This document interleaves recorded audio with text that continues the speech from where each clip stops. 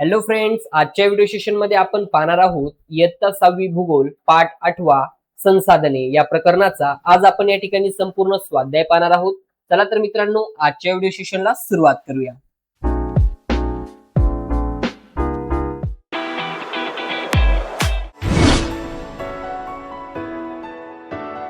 Hello friends, welcome to our YouTube channel. नमस्कार मित्रांनो, study with Sandeep sir या आपल्या युट्यूब चॅनल मध्ये तुमच्या सर्वांचं स्वागत आहे.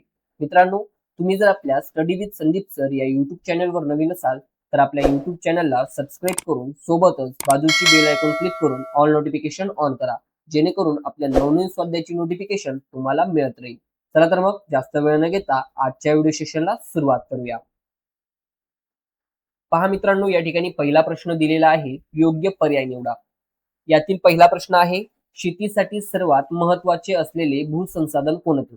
तर पर्याय अ आहे खडक, पर्याय ब आहे डोंगर, पर्याय क आहे माती, पर्याय ड आहे वाळू. तर या ठिकाणी योग्य पर्याय असणार आहे पर्याय क माती. चला पाहूया पुढील विधान. एखाद्या राष्ट्राची प्रगती ही तेथील उपलब्ध संसाधनांच्या कोणत्या घटकावर अवलंबून असते? तर पर्याय अ आहे संसाधनांचा दर्जा व मानवी कौशल्य, पर्याय ब आहे संसाधने परदेशात विकणे, पर्याय क आहे संसाधने वापरणे बंद करणे, पर्याय ड आहे केवळ संसाधनांची संख्या. तर या ठिकाणी योग्य पर्याय असणार आहे पर्याय अ संसाधनांचा दर्जा व मानवी कौशल्य. त्यानंतर पाहूया पुढील विधान. बघा, पुढील विधान दिलेलं आहे, पृथ्वीवरील एकूण पाण्यापैकी पिण्यासाठी उपलब्ध गोड्या पाण्याचे प्रमाण अंदाजे किती आहे? तर पर्याय अ आहे 29%, पर्याय ब आहे 97%, पर्याय क आहे 71%, पर्याय ड आहे 3%. तर या ठिकाणी योग्य पर्याय असणार आहे पर्याय ड 3%. त्यानंतर पाहूया चौथं विधान. पाण्याचा अपव्यय टाळण्यासाठी शेतीत कोणत्या आधुनिक सिंचन प्रकाराचा वापर केला जातो? तर या ठिकाणी पर्याय अ आहे ठिबक सिंचन, पर्याय ब आहे कालवा सिंचन, पर्याय क आहे उपसा सिंचन, पर्याय ड आहे प्रवाही. तर या ठिकाणी योग्य पर्याय असणार आहे तो म्हणजे पर्याय अ ठिबक सिंचन. चला पाहूया पाचवं विधान. बघा, या ठिकाणी पाचवं विधान दिलेलं आहे, संसाधने नष्ट होण्याचे सर्वात मोठे कारण कोणते? तर पर्याय अ आहे नैसर्गिक आपत्ती, पर्याय ब आहे वृक्षारोपण, पर्याय क आहे अतिवापर आणि वाढती लोकसंख्या, पर्याय ड आहे संशोधन. तर या ठिकाणी योग्य पर्याय असणार आहे पर्याय क अतिवापर आणि वाढती लोकसंख्या.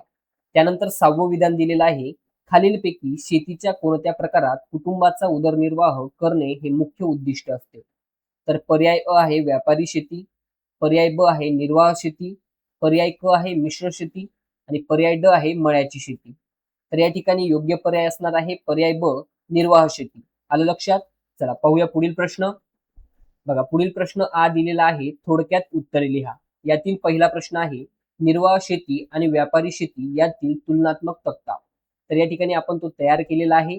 सर्वात आधी मुद्दे दिलेले आहेत, त्यानंतर निर्वाह शेती आणि व्यापारी शेती. तर सर्वात आधी पहिला मुद्दा आहे उद्दिष्ट. तर निर्वाह शेतीचे काय उद्दिष्ट असतं? तर कुटुंबाची अन्नाची गरज भागवणे. आणि व्यापारी शेतीचं काय उद्दिष्ट असतं? तर नफा मिळवणे व बाजारात विक्री करणे. त्यानंतर पुढील मुद्दा आहे क्षेत्रफळ. तर निर्वाह शेतीचे जे काही क्षेत्रफळ असतं मित्रांनो, तर शेतजमिनीचा आकार हा लहान असतो, तर व्यापारी शेतीमध्ये शेतजमिनीचा आकार हा खूप मोठा असतो. त्यानंतर पुढील मुद्दा आहे तंत्रज्ञान. तर निर्वाह शेतीमध्ये पारंपरिक पद्धती व मानवी श्रमाचा वापर केला जातो, तर व्यापारी शेतीमध्ये आधुनिक यंत्रे, रासायनिक खते व औषधांचा वापर केला जातो. त्यानंतर पुढील मुद्दा आहे उत्पादन. तर निर्वाह शेतीमध्ये प्रामुख्याने अन्नधान्याचे उत्पादन केले जाते, ते स्वतःसाठी.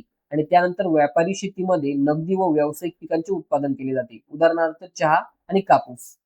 चला पाहूया पुढील प्रश्न.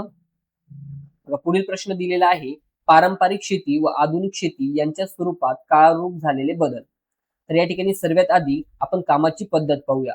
आधी नांगरणी व पेरणीसाठी बैल व मानवी श्रमाचा वापर होत असे, आता ट्रॅक्टर, हार्वेस्टर व आधुनिक यंत्राचा वापर केला जातो.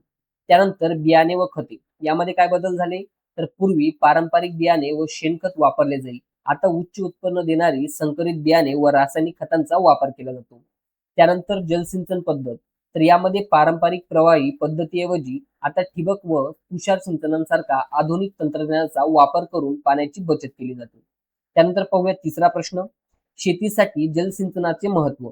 बघा, या ठिकाणी याचं उत्तर पाहूया. सर्वात आधी पावसाची अनिश्चितता, म्हणजे पाऊस पडतो की नाही याच्यावर अवलंबून. तर आपल्याकडे पाऊस अनियमित व काही महिनेच पडतो, त्यामुळे पिकांना वर्षभर नियमित पाणी मिळण्यासाठी जलसिंचन गरजेचे आहे.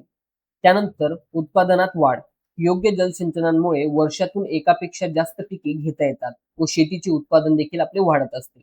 चला पाहूया पुढील प्रश्न. बघा, चौथा प्रश्न दिलेला आहे, तुमच्या जवळच्या भागात कोणकोणती पिके घेतली जातात, त्याची भौगोलिक कारणे कोणती? तर आपल्याकडे कोणती पिके घेतली जातात? तर भात, धान, ज्वारी, बाजरी आणि भाजीपाला. कारण काय मित्रांनो? तर या ठिकाणी लक्षात घ्यायचंय, भात लावण्याचं कारण भरपूर पाऊस, दलदलीची गाळाची सुपीक मृदा आणि दमट हवामान यामुळे. त्यानंतर ज्वारी, बाजरी कमी पाऊस व मध्यम दराची काळी मृदा असणाऱ्या भागात ही पिके चांगली येत असतात म्हणून. चला त्यानंतर पाहूया पुढील प्रश्न. बघा, पुढील प्रश्न ई दिलेला आहे, भौगोलिक कारणे लिहा. यातील पहिला प्रश्न, व्यापारी विस्तृत शेतीसाठी जास्त भांडवल लागते. तर लक्षात घ्यायचं आहे, या शेतीचे आकारमान खूप मोठे असते. मोठ्या प्रमाणावर आधुनिक यंत्र म्हणजे ट्रॅक्टर आणि हार्वेस्टर, संकरित बियाणे, रासायनिक खते आणि कीटकनाशके खरेदी करण्यासाठी तसेच मजुरी व वाहतुकीसाठी मोठ्या प्रमाणात पैशांची म्हणजे भांडवलाची गरज असते. त्यानंतर पाहूया दुसरा प्रश्न, मळ्याच्या शेतीसाठी कुशल व अनुभवी मजुरांची गरज असते. तर लक्षात घ्यायचंय, मळ्याच्या शेतीमध्ये उदाहरणार्थ चहा, कॉफी, रबर रोपांची लागवड करणे, चहाची नाजूक पाने खुडणे, रबराचा चीक गोळा करणे आणि पिकांवर प्रक्रिया करणे ही कामे अतिशय कौशल्याची असतात. ही कामे यंत्राऐवजी मानवी हातांनीच अचूक करावी लागत असल्याने कुशल व अनुभवी मजुरांची गरज या ठिकाणी भासत असते.